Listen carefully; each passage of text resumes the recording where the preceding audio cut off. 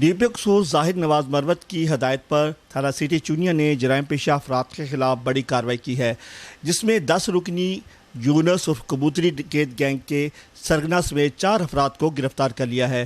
ملزمان کے قبضہ سے جدید آتشی اسلحہ، 50 لاکھ روپے نقدی، 16,65,000 روپے کا مال مسروقہ برآمد کر لیا ہے اور مزید تفتیش جاری ہے۔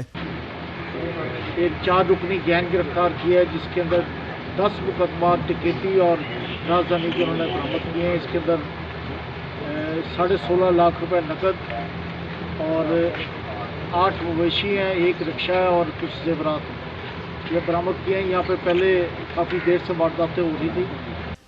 ایس پی انویسٹیگیشن ملک اویس نے میڈیا سے پریس بریفنگ دیتے ہوئے بتایا، ڈکیت گینگ 10 سے 12 افراد پر مشتمل ہے، جس میں قصور سمیت لاہور، پاکپتن، فیصل آباد کے خطرناک ملزمان شامل ہیں۔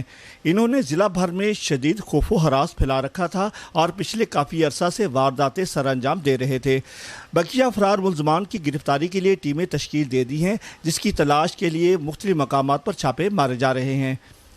ڈی پی او قصور کی جانب سے تھانہ سٹی کی ٹیم کی شاندار کارکردگی کو سراہتے ہوئے تعریفی اسناد دینے کا اعلان کیا ہے۔ سید عامر حسین تقوی، آج نیوز چونیا۔